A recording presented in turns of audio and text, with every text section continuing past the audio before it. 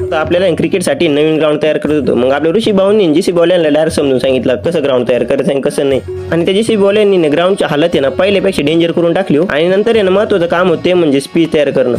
आणि आम्ही ना महत्त्वाचे काम आहे ना ते फक्त संकेत भाऊंलाच देतो. आणि एकदा काय संकेत भाऊकडे नियोजन दिलं त्यांचं काम डायरेक्ट फायनलच असतं भाऊ.